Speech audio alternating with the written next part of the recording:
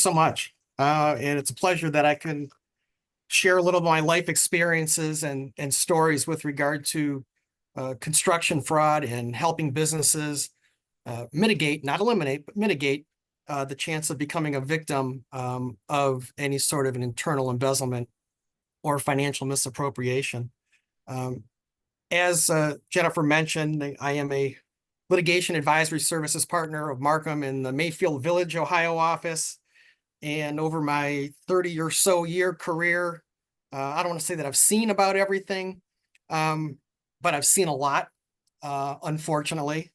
I thoroughly enjoy the work that I do in this arena, which is primarily investigating people that lie, cheat, and steal, whether it's in private industry, government, not-for-profit organizations, and even in domestic situations. And yes, spouses do steal from their spouses. So it's interesting work. We do a bunch of work with regard to assisting companies evaluate their internal controls to see whether or not they have any weaknesses, and if they do have weaknesses, we would provide some solutions to them to enhance their existing internal controls. So during the course of my multi-hour presentation today, I want to cover some of the basics, what a classic embezzler looks like, some common internal control frauds within your offices in the construction industry. We'll talk about how some of these frauds are concealed, how you can identify some of these frauds. And I certainly, to me, I think probably the biggest value that I can leave you with would be some fraud prevention recommendations that may be not typical, that people often overlook in their organizations. So depending on how the timing of this goes, I will certainly accelerate to get to the point where I talk about the fraud prevention recommendations for consideration. If anybody has any questions along the way, I don't know if there is a question queue. I believe you all have my contact information. Should I not be able to answer it during the course of my presentation, feel free to call me, email me, and I'll be happy to address your inquiry. Once again, thank you for being with us today. All right. From a fraud investigator's perspective and being a certified fraud examiner and certified in financial forensics, when I hear the term construction fraud, it usually doesn't pertain to construction fraud within the construction company's office. It's usually on the other side where somebody is thinking that the construction company is taking advantage of a customer, a client, a governmental entity in some of the things that you see on the screen right now, typically corruption, bribery, kickbacks, conflict of interest, bid rigging, as well as, bogus suppliers, overcharging, deficient testing, even if testing's done, but overbilling. All of these things that we see on the screen, we're not going to talk about today, because we're not going to talk. This presentation isn't formulated based on different ways that a construction company can misappropriate funds from a client. We are talking about how fraud can happen within the construction company. So if you're here today to hear about corruption and kickbacks and bribery and bid rigging, I'm sorry, this is probably not the presentation for you. But please still stick around. All right, some general facts. And these don't change a whole lot over time, but 5% of revenue is lost each year as a result of fraud within companies. And that's typically estimated by the American Association of Certified Fraud Examiners. One thing that is interesting that I always stress in my presentations is, how does a company learn about fraud? And statistics will bear out that a significant, in this case, in the last fraud report that was put out nationally, 42% of the frauds were detected by tips. And the majority of those tips, the vast majority of those tips, come from within your own employees. The reason I mention this is that I have worked many cases where tips have been provided to the employer but they've fallen on deaf ears. And I've learned that when I've interviewed the individual that may have made the tip and said, "Hey, and I mentioned this to the controller. I sent an email to the president of the company or someone, and it was ignored." And many times tips are ignored because employers don't take those tips seriously. So certainly one takeaway today is to make sure that if an employee decides to try to drop a dime on somebody and communicate to any within the organization, take those tips seriously. Yes, there are times that anonymous tips can be submitted to an employer, and it would lead you on a black hole chase of trying to find something, and the person really, there is nothing, but the person just wanted to play games with the system. Does it happen? Yes. Is there times that people will submit a tip about somebody in an effort to get revenge on them for some reason? Yes. But the majority of times, tips are extremely valuable. Do not discount them in any way, shape, or form. It's scary for me, and it should be scary for all of you, that many cases in 2024, we are seeing an increase in cases that involve some type of cryptocurrency. I am no way a cryptocurrency expert, and we do have one person within Marcum that is a cryptocurrency investigator. So should you have something like that, we have those resources. Unfortunately, that resource is not myself. Typically, a forensic case, once it's detected, has been going on anywhere between 12 to 18 months. The better the company's internal controls, the shorter the window that fraud would go on, and the quicker that it would be detected. It isn't surprising that the less the number of employees that a company has, the less segregation of duties, the higher, the more frequent amount of theft that would occur, and the higher amount of theft, because a theft can go on much longer if there are less people involved in the internal control process. As individuals move up the corporate ladder, that amount of fraud dollar amount increases, meaning that the CEO of a company is able to steal a lot more than the receptionist or the billing clerk, because they many times have the ability to override internal controls. We're going to talk about background checks in my concluding section. But the vast majority of people that steal are first-time offenders. Many times they learn, they have a need, they rationalize it in their head that stealing from the company is okay. They get caught, they won't do it again. However, we have these people out there that are in the marketplace looking for jobs that may have a really good resume that and it could be a fraudulent resume, I might add, that 10% of the people are repeat offenders, and thus where background checks come into play down the road. I would encourage everybody that does have a forensic case, whether you sub it out to somebody to put the case together, but eventually that case has to get referred to law enforcement. And my personal suggestion would be is that if you can get that into the federal system, you are much better off and likely to see a quicker resolution. And from an employer's perspective, a stern resolution than if you went through the typical county or state courts. So that's I've worked cases that have lingered for 4 years going through a county municipal court. It's not surprising that there's primarily two ways that money steal. That people steal from our construction companies, our contractor companies. They're either stealing the money coming in or they're stealing the money going out. I don't mean to oversimplify this, but when we break this down, that I would meet with a client, your money is missing of one of two ways, and these are the ways. I would ask each and every one of you that attends a presentation of mine to always put yourself in the position of the thief. And for some of you, that may be difficult because for the most part, people in our positions are honest. We're truthful. We would never steal from our employer.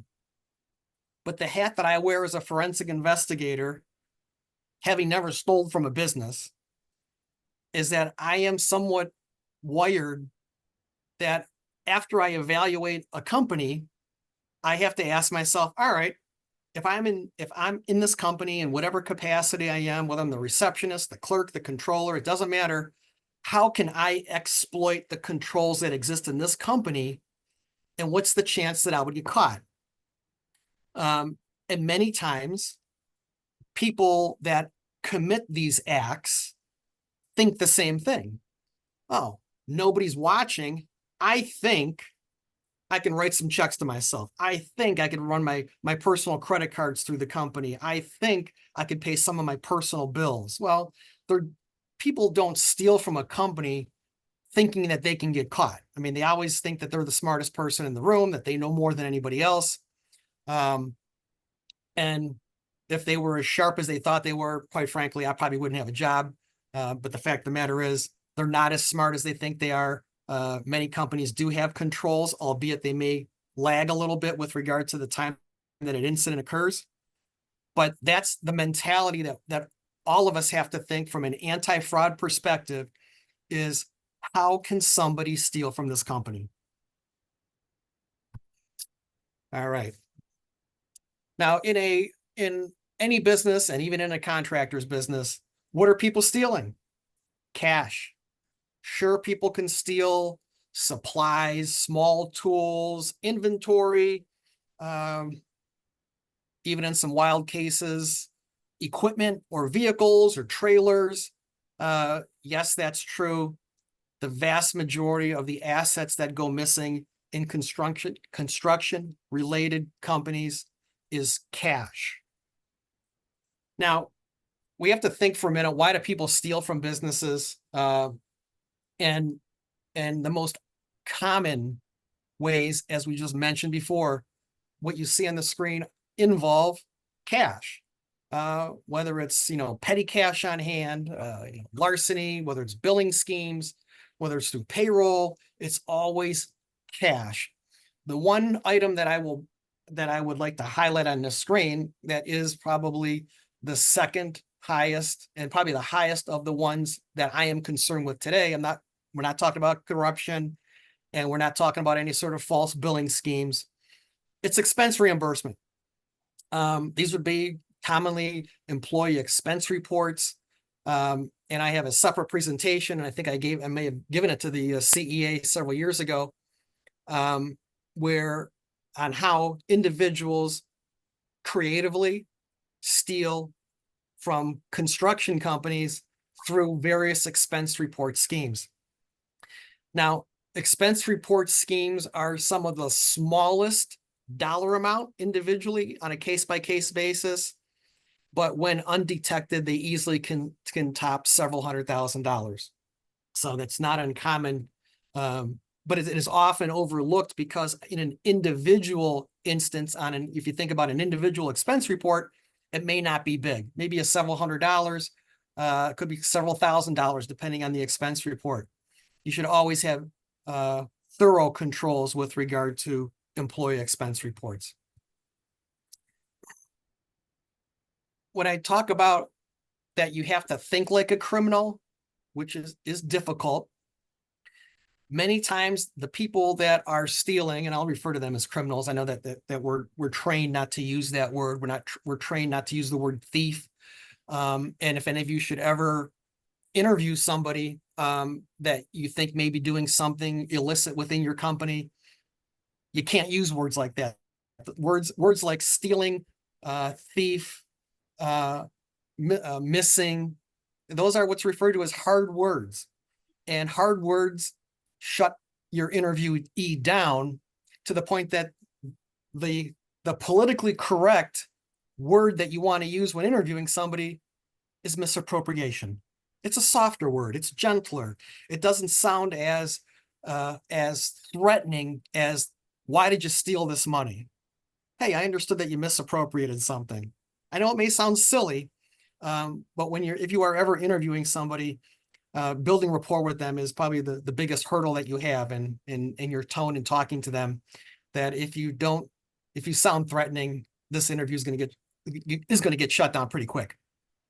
Now, when I say that you have to put yourself into the shoes of a person that is thinking about stealing from your company, whether or not you've had any firsthand experience of people within your companies, or you may have seen on the news or read in the newspaper or online, typically people just steal money because they want to live like Taylor Swift or Paris Hilton, or somebody that is extremely famous slash wealthy, that they want those things too, but yet they're making $40,000 or $100,000 a year in a company, and that earnings capacity doesn't quite supplement that kind of lifestyle.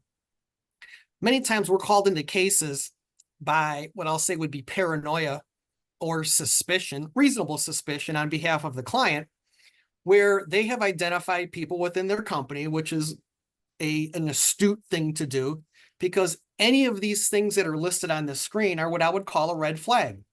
The fact that an individual has a red flag doesn't necessarily mean that they're a criminal, that they're stealing from you. But what I do in my profession and in my engagements with clients is I like to what's called collect red flags.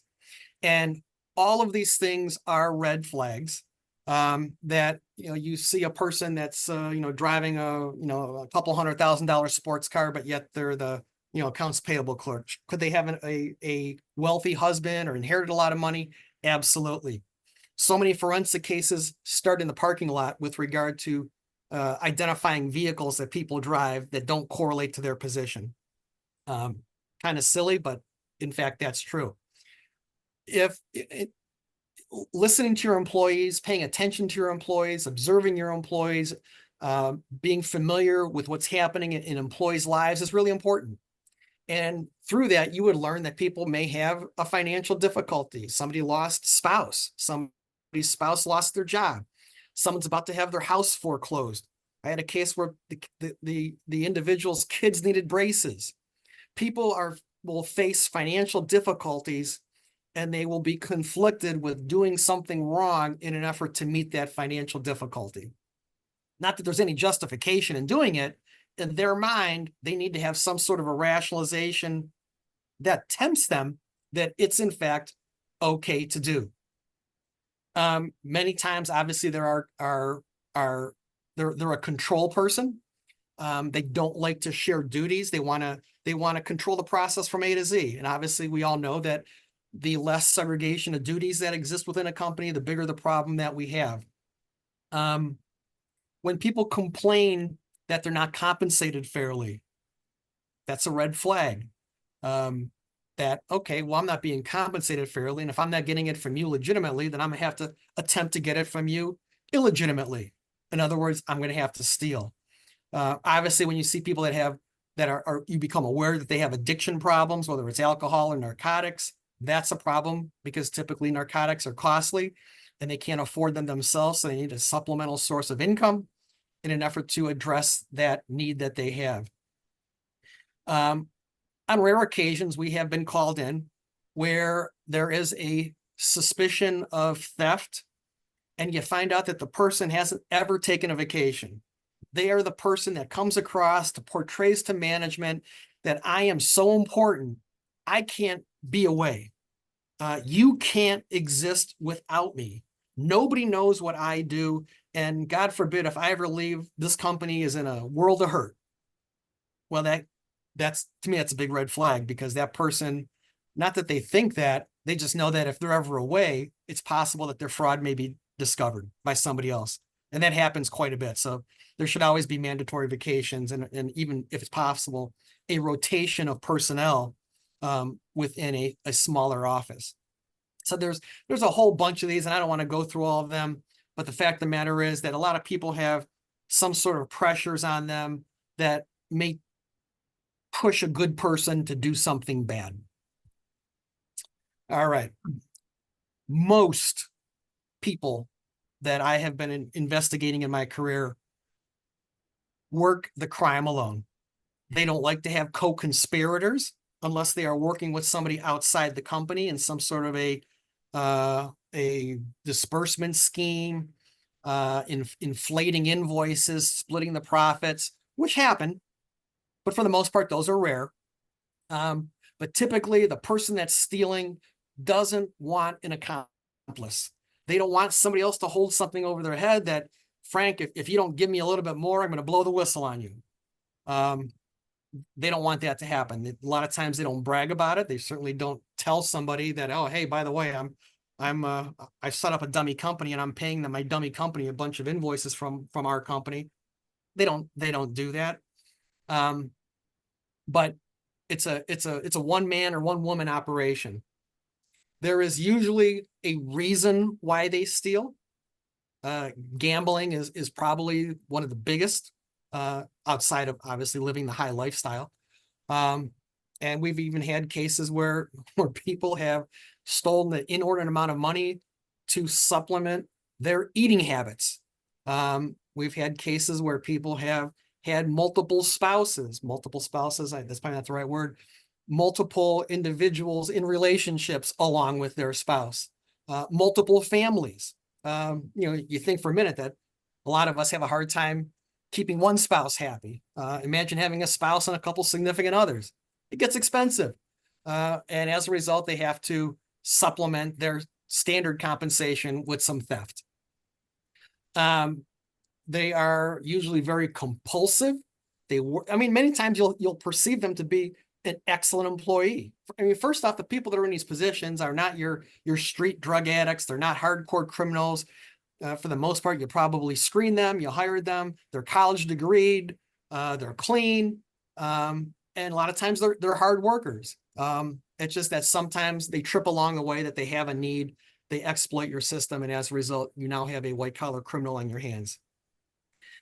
99% of the times, these people are going to rationalize in their head that they are stealing from you and that they are entitled to it for some reason. The reason may not make any sense, but the fact of the matter is, one of the important parts of putting together a theft is the fact that it's in their mind, it's okay to do. And as a result, they go ahead and exploit the controls and steal from you. Now, not only do they need the rationalization, but they also have to need the opportunity. And that means that they have access to your liquid assets or your money coming in. Money's being stolen coming in, money's being stolen going out. Somehow this person has access to one of those two. And typically it's money going out. It's much harder. The vast majority, when I say vast, easily 90% of the cases that I work are on money going out. I'm not saying that we don't work cases on the person stealing money coming in. It's much more difficult, and requires much more creativity with regard to getting that theft off the books. Because remember, if somebody is stealing money going out, they still have to cover it up. Theoretically, they're not going to say, hey, there's a check to Frank Suponcic and there's a check in the general ledger made out to Frank Suponcic. Well, why is Frank Suponcic getting a check? That would stick out. So they have to cover up that disbursement somehow and either not include it, inflate another disbursement so that the books actually balance, or in many cases, change the payee within the general ledger to a legitimate vendor. But they have to have access in order to do that. Many times people don't. As a result, that is what would flush out the discovery of a fraud. Now, within a contracting business, it is not uncommon that you will see a clerk, bookkeeper that will only deposit a portion of the receipts that have been collected. Stealing the money coming in, they're now going to have to adjust the books. Somehow there's going to be an alteration of cash receipts tapes. The other items on the screen are common frauds where people will steal the money coming in from a receipts perspective. But the one thing to keep in mind, as I mentioned, are one thing stealing it, the other part's the cover up. How is the person covering it up? The last item on the screen is unauthorized journal entries. And it is quite common that you will see people that have the ability within the general ledger to make some kind of a fictitious journal entry in an effort to bury or redirect how their fraud is occurring. And many times in a construction contractor business, those thefts are somehow going to get buried into a job cost. If this was a presentation I was giving to a manufacturing company, I'm going to tell you it's going to be in the materials, because typically the largest general ledger accounts are where a thief is going to intelligently attempt to bury a fictitious payment or some sort of a fictitious transaction. All right. If somebody's stealing money coming in, obviously the payables have to get fixed. Because the worst thing that would happen is if the customer's accounts receivable are not adjusted and they made a full payment, they're going to get a statement mailed out to them. They're going to call up, and depending on who's going to get that phone call, they're going to say, hey, I paid it. Well, the person may say, I'm looking in the system. It looks like you have an outstanding balance. Can you send me your payment? This is how the fraud gets discovered. So somehow the person that's perpetrating the fraud has to get that receivable balance off the books. And the one way that we have seen most common is that people are going to write that, somehow they are going to justify a write-off or a reduction of that receivable. Yeah. Okay. Within the general ledger. One item that we see every now and then, and when I would interview somebody, is that upon being confronted with a theft allegation or an inquiry, is the first thing out of their mouth is going to say, you know, Frank, I was borrowing the money. Okay. And I'm borrowing the money. And it's like, well, that's great. Do you have a note? No, I don't have a note, but I was going to repay it back. And to myself, I say, sure, you're going to pay it back as soon as you get caught.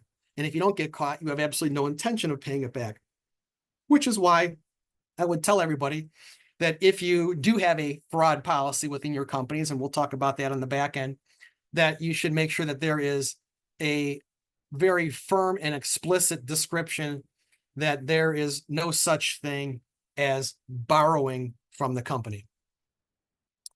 Inventory frauds. And inventory can be materials, they can be supplies.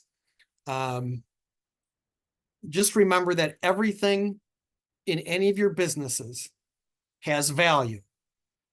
And it doesn't matter what that material is. There is a person that's probably willing to buy it on the black market within your own market that would be willing to buy it at a significant discount.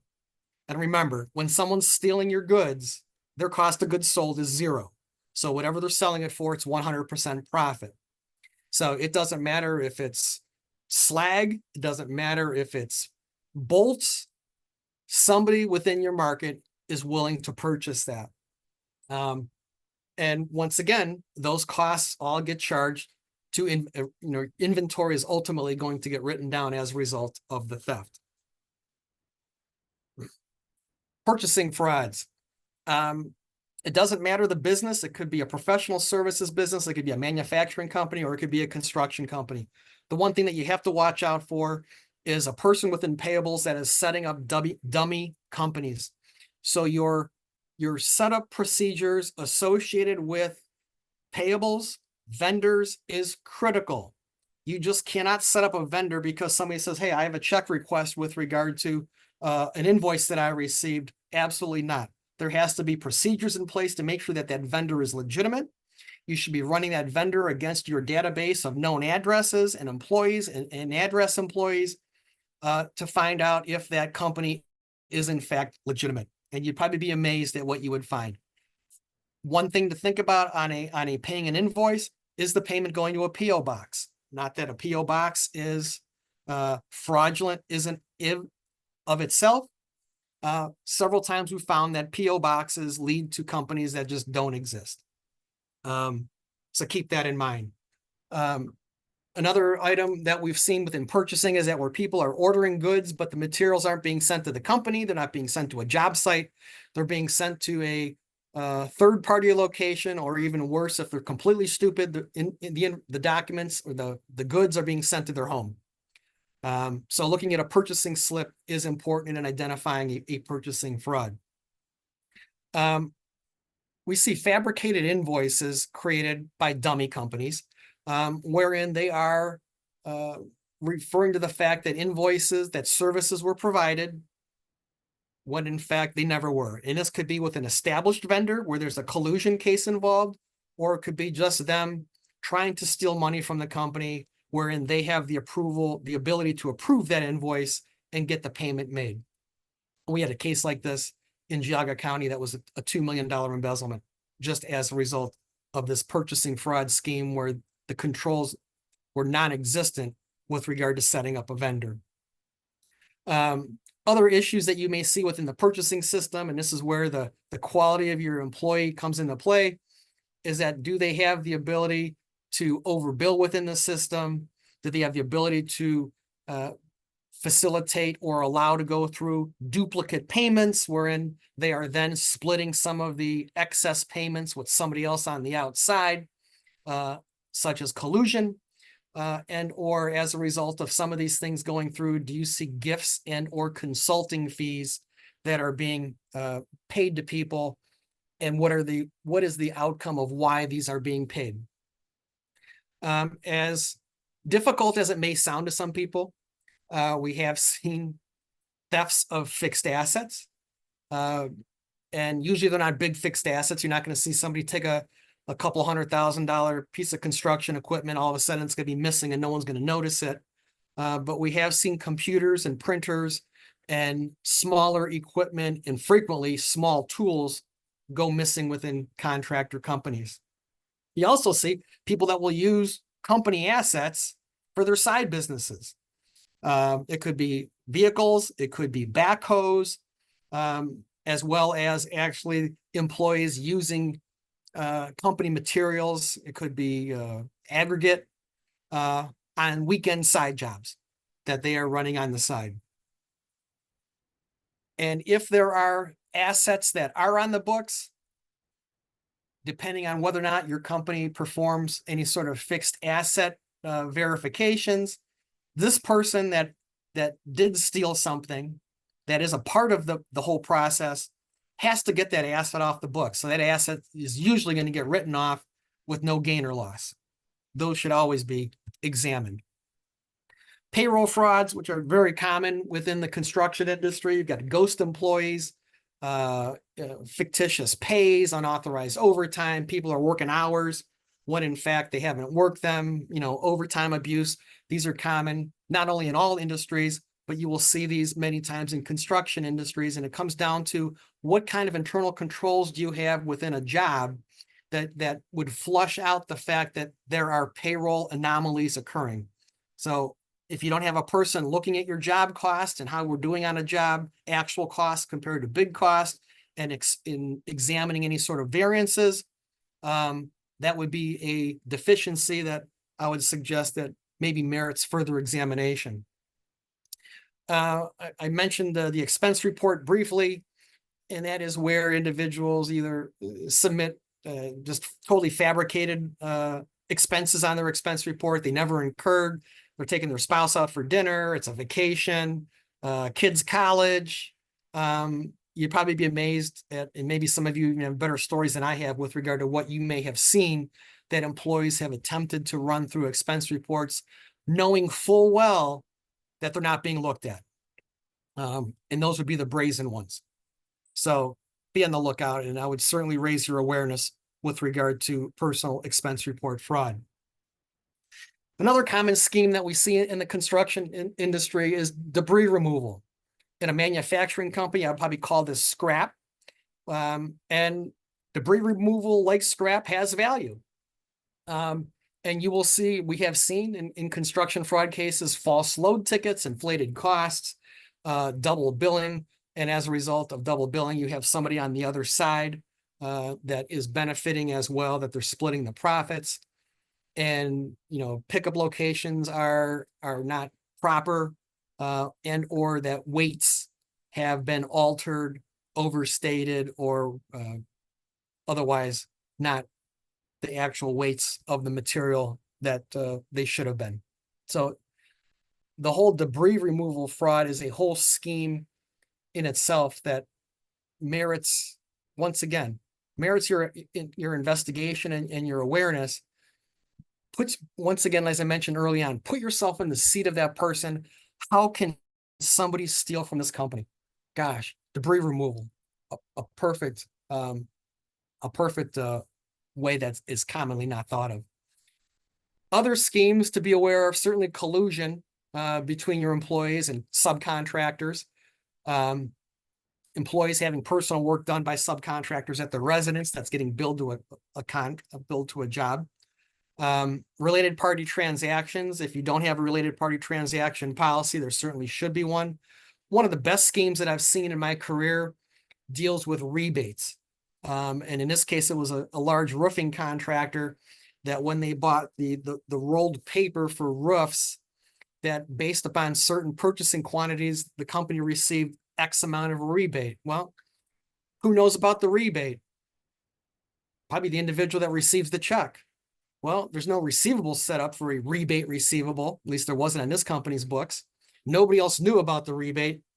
And at the end of the day, that controller knew that, and needless to say, you know where the story's going, that rebate never made it to the company, that this person was stealing the roofing tar or roofing paper rebates for probably about a dozen years. And that spanned probably about close to $500,000 of theft.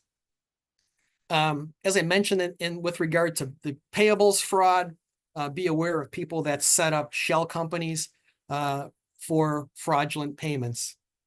And not that we see that much anymore as far as petty cash, but when you see ATM transactions, debit card transactions, one, they can be voluminous, and many times they're overlooked. So be cognizant of that. I don't want to get a whole lot into fraudulent financial statements.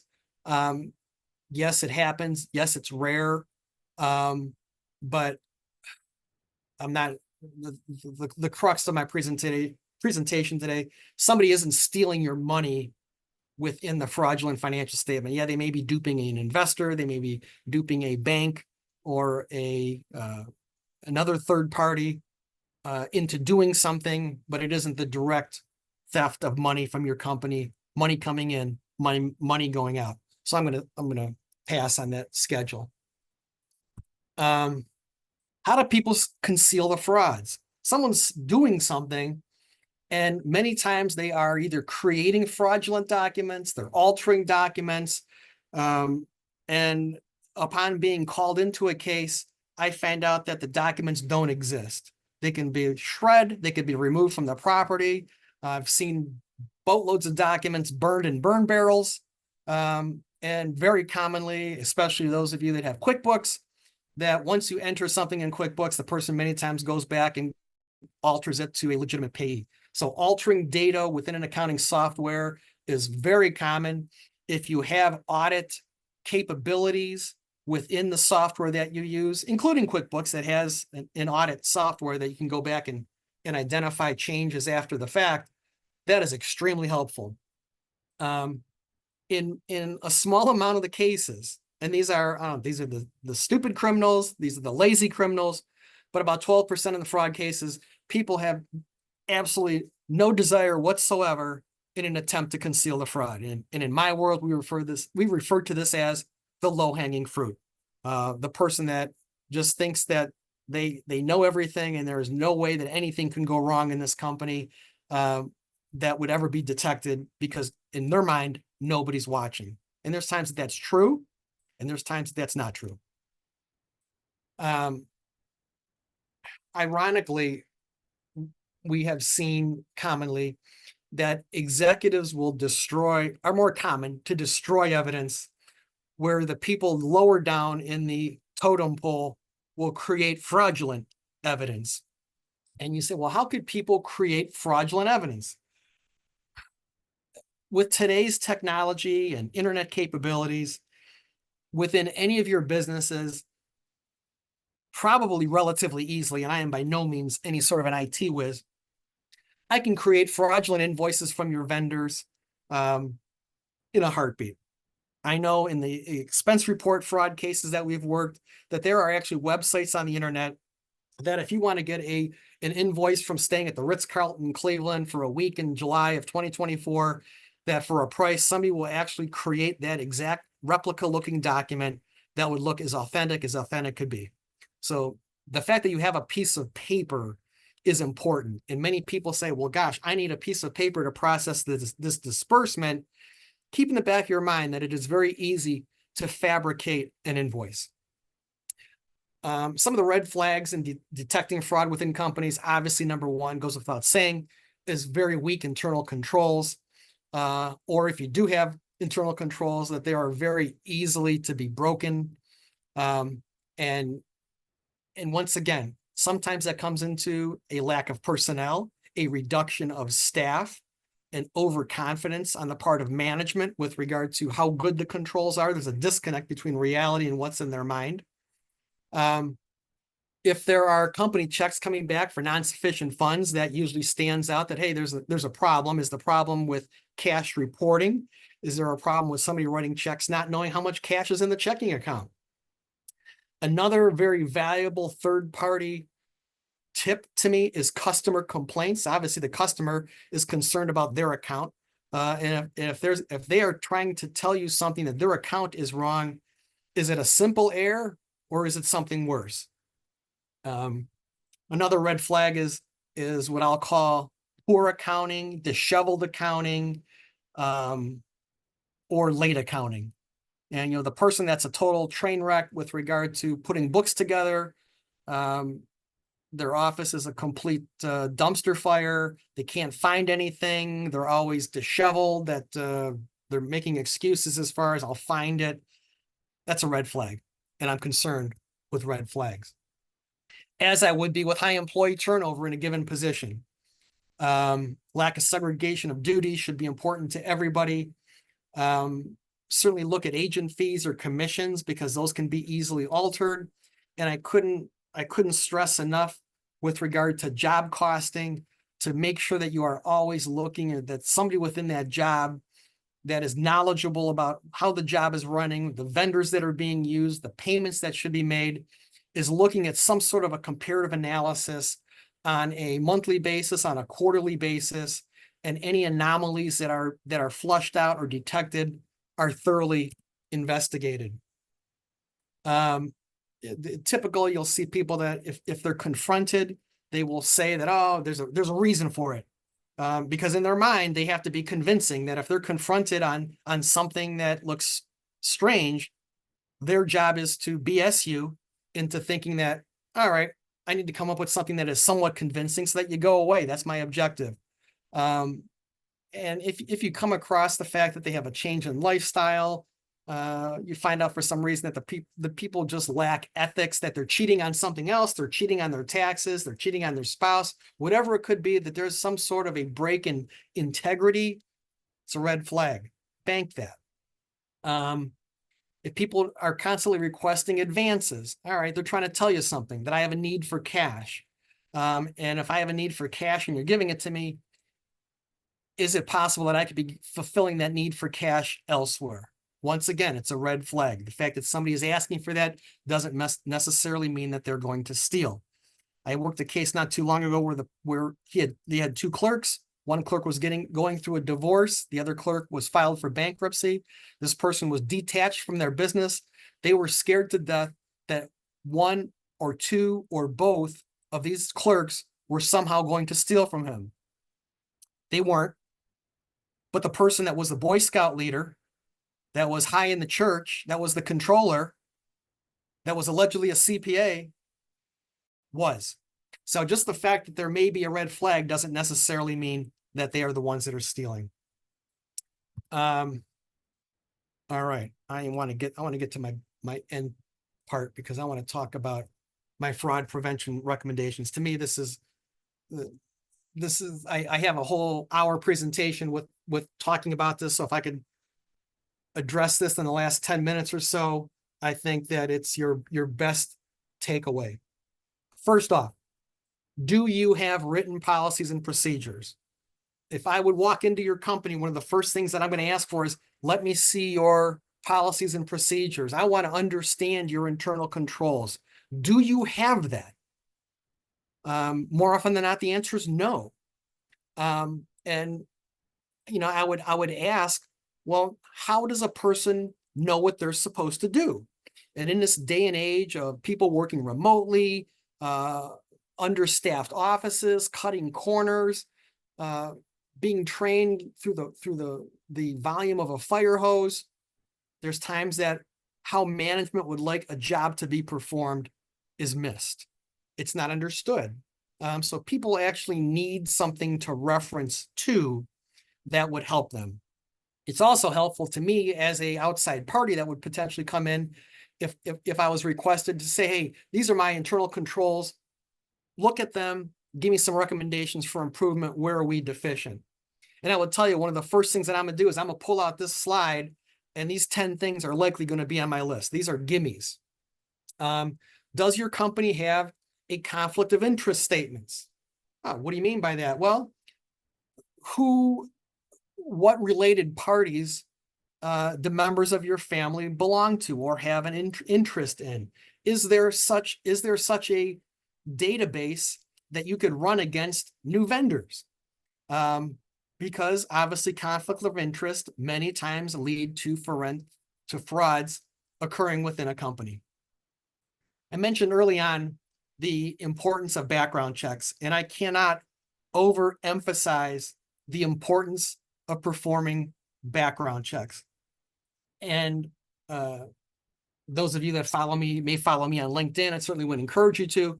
Last week in my Fraud Friday post, I talked about this was a steel company where an individual stole from company A, got caught, went to company B, stole, got caught, went to company C, stole, got caught. I know that you think that this is this is getting old, but it was the third time that this individual was stealing from a company. Very nice woman, very credible, very believable, a very nice person, but she was stealing to supplement a family business.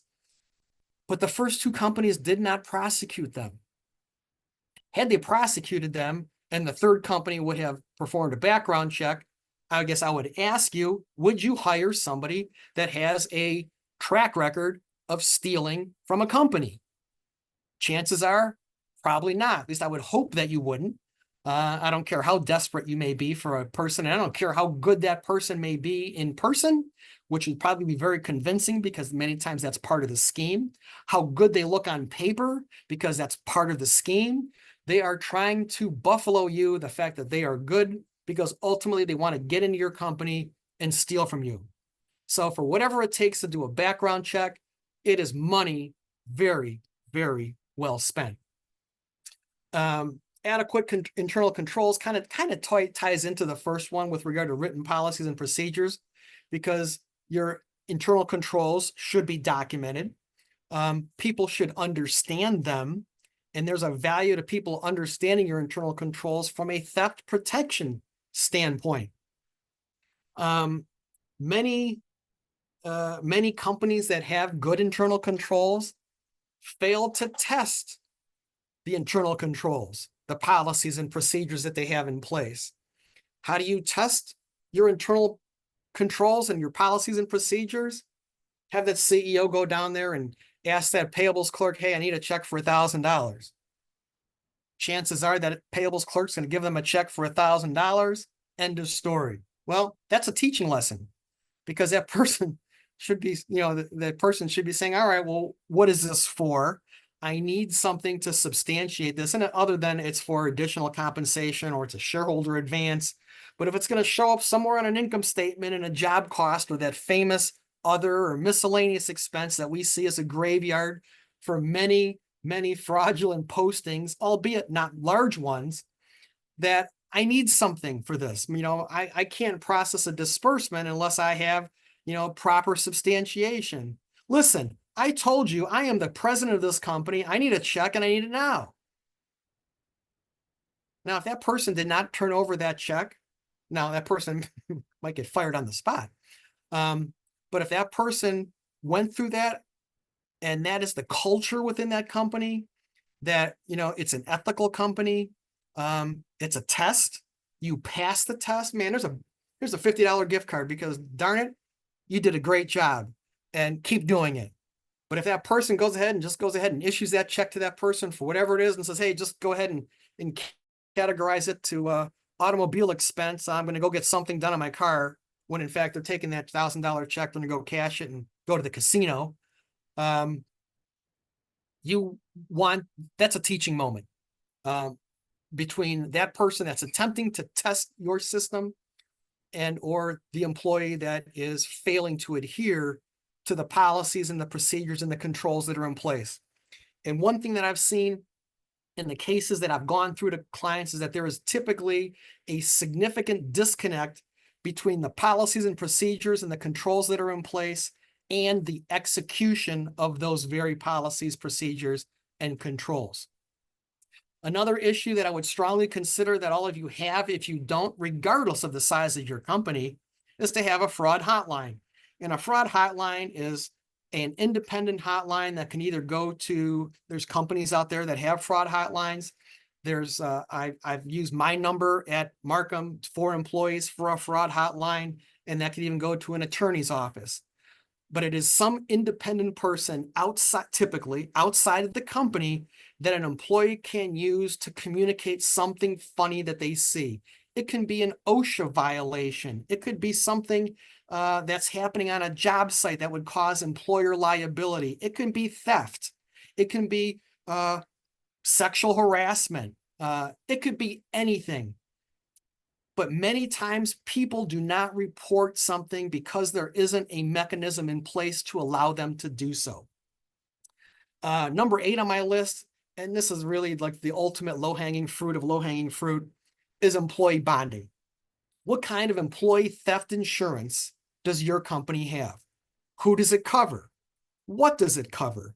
Does it cover third parties? Someone like myself that's a forensic investigator who would charge X fee to perform a forensic investigation? Does it cover outside legal costs to prosecute an individual or with regard to facilitating a case through the civil system? So many times I will ask a client, let me see your employee theft insurance, your dishonesty policy, your employee bonding, not job bonding, employee bonding. And I will either be provided with their D&O policy, their auto policy, their general insurance policy. They do not have employee theft insurance. You should have it. It should be a very fair amount. I would not have recommended an amount below $250,000 or $100,000. And depending on the size of your company, that number should only go up.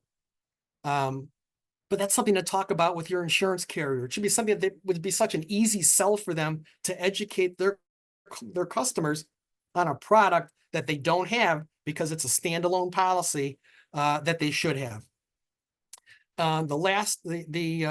Number 9, a fraud policy. If you don't have a fraud policy, you should have one.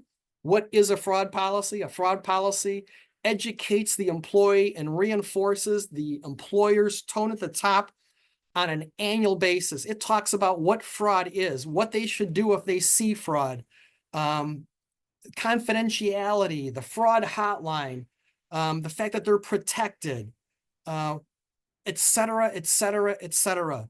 It spells out absolutely everything to do that an employee should see and how serious the employer management takes fraud and how it affects them. This is a document that's a one-time investment that is, at the end of the day, is a sit-down between usually HR and the employee. They review the policy with the employee. It's on an annual evaluation. And they ask the employee, are you aware of anything that is happening in this company that even remotely you think is suspicious or strange or merits employer follow-up? Now, 9 out of 10 times, the employee is going to say, no, I don't see anything. But remember, if you don't ask your employees for intelligence, typically they usually don't volunteer it. Here is the opportunity where you can ask that person one-on-one if you see something. And by the way, I want you to sign this policy that A, you're aware of everything, you have not participated in anything. And I've seen that fraud policy pulled out in sentencing in a criminal case, that the employee cannot say they did not know that borrowing from the company is a prohibited transaction.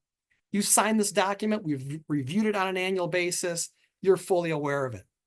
Finally, as I mentioned before, that do not, it's so common that when an employee is confronted of employee theft, all the employer wants to do is kick that person out the door and get their money back. There's no track record of this person ever stealing from the company. There's no criminal charges. There's no civil suit. Leave some breadcrumbs for future people that they know that this person is a crook. And that's done by either a civil suit or a criminal action. It should typically not be an insurance issue. If it is an insurance issue, many times your insurance carrier is going to require that this person be criminally prosecuted. Those are really 10, I'm not going to say non-traditional, but often overlooked items that you can take back and implement within your companies. And if I could ever be of assist to you in implementing any of those or educating your employees, by all means, feel free to give me a call. I mentioned earlier on that there's two ways of people stealing: money coming in, money coming out. There's two things that you should talk about with your banker if you already don't have these, and that's a lockbox for cash payments and positive pay or reverse positive pay with regard to disbursements. Those are our banking recommendations that, once again, are often overlooked, that in this case, they do have a price tag. I am going to just jettison. I know that we are bumping up against the 1 o'clock hour on the East Coast. As I mentioned, I'm on LinkedIn every Friday with a Fraud Friday post. I couldn't tell you anything about scanning the QR code. I've never figured out how to do that myself. But for those of you that have the presentation, feel free to either look me up on LinkedIn, give me a call or whatever. If there are any questions, I'd be more than happy to take them. I'm not exactly sure how that will work if everyone's unmuted.